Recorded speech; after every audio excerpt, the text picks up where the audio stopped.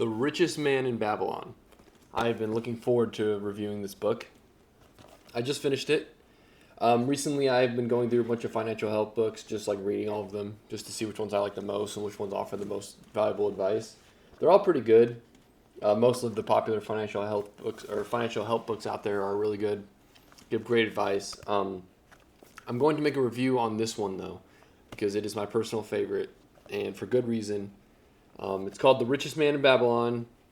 It was written in the 1900s, so a while ago, but it's still so relevant today and has so much wisdom in it.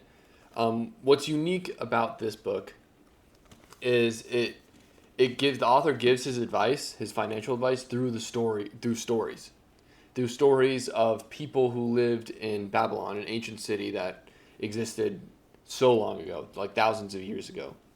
It doesn't exist anymore today, but it was a very wealthy city, lots of wealthy people that lived in it. I don't know if the stories in this book are fiction or nonfiction. I would believe they're fiction because I don't think the stories like that could have survived from so long ago. But basically, people struggling financially, and people who weren't struggling financially. It tells their stories and how they became wealthy. There's the 7 cures for a lean purse, which is a full purse. My favorite story in the book is about a camel trader who was a free man, but he became a slave. And while he was a slave, he was also in debt to a lot of people.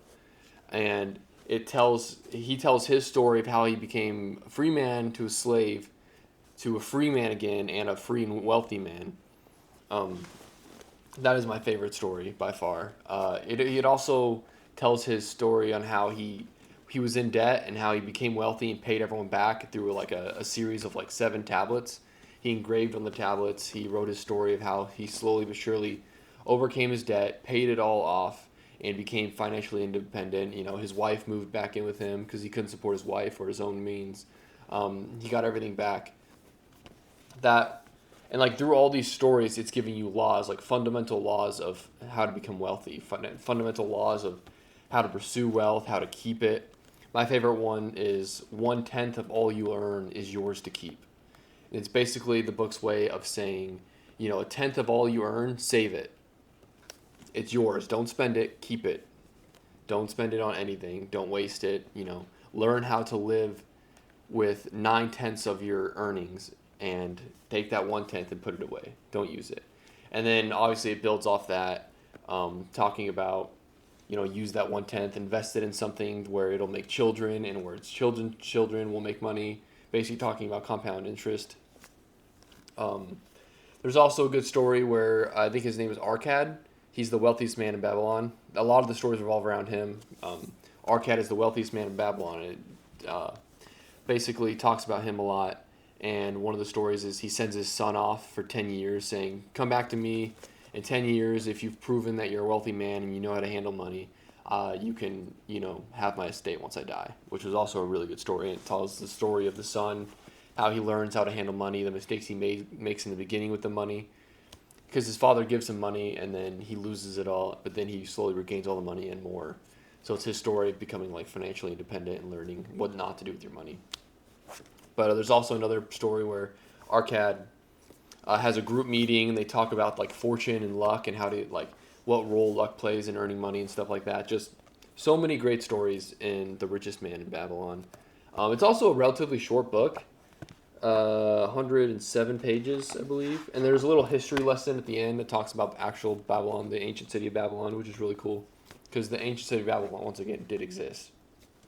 But yeah, I highly recommend this book for anyone, especially for someone who doesn't want to get into like a long, 300-page book about finances.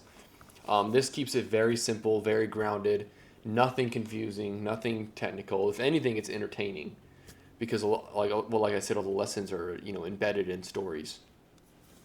I highly recommend it. I've read multiple financial help books, and this was my favorite by far.